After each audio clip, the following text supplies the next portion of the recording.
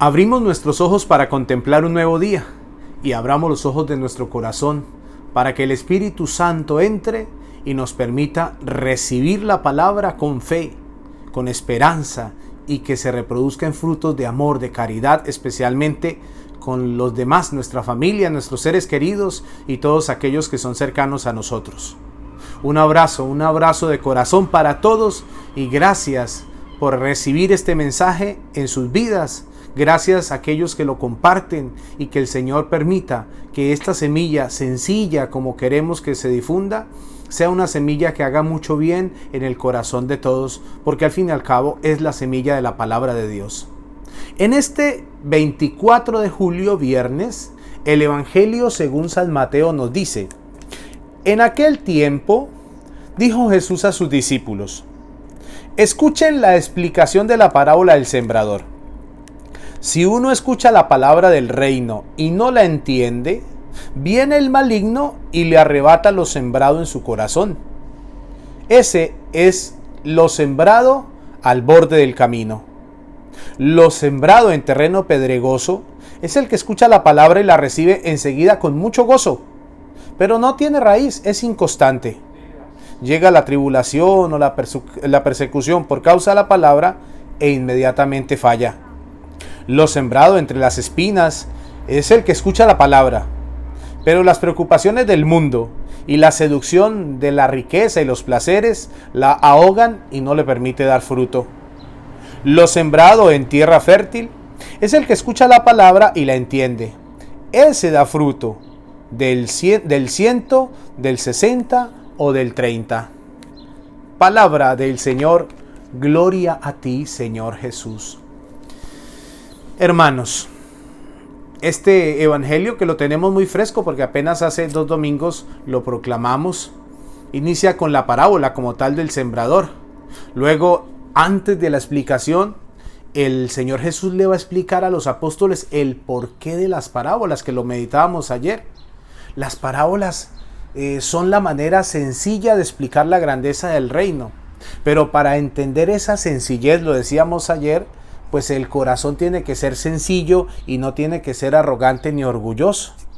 Ya les decía yo ayer que esta parábola no es que tenga una particularidad muy especial para los apóstoles, claro que sí, porque la tendrán que anunciar, pero no es que sea para ellos una cosa y para el pueblo otra, no, realmente aquellos que escuchan y no entienden no son el pueblo en sí entiende este lenguaje sencillo, sino los fariseos y los que están encerrados en su ego y los que están encerrados en su interés personal, en el cumplimiento de la ley por la ley y en hacerla cumplirla como dé lugar para sus propios intereses.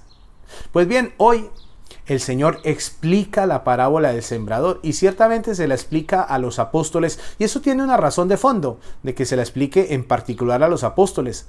Es que este ejercicio que está haciendo Jesús con los apóstoles es el que ellos después harán con el pueblo, de hacer comprensible el mensaje de salvación, de hacer comprensible la palabra de Dios. Es lo que la iglesia a través de sus ministros hace para con todo el pueblo de Dios.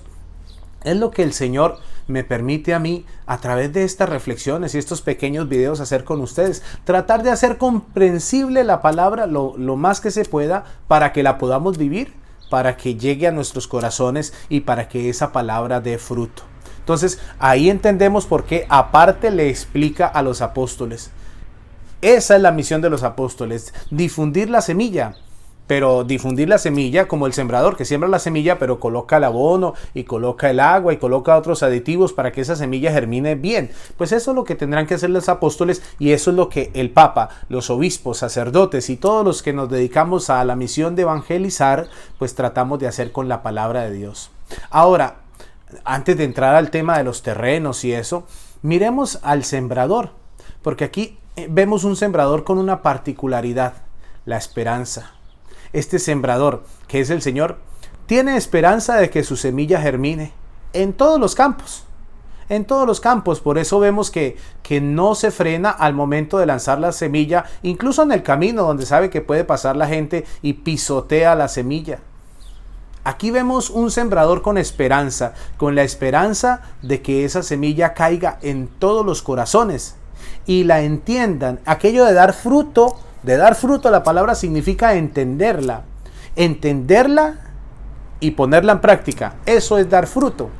Que yo recibo la palabra no significa que me la aprenda de memoria, significa que esa palabra algo me dijo en particular a mí y ese algo es lo que yo llevo a la práctica.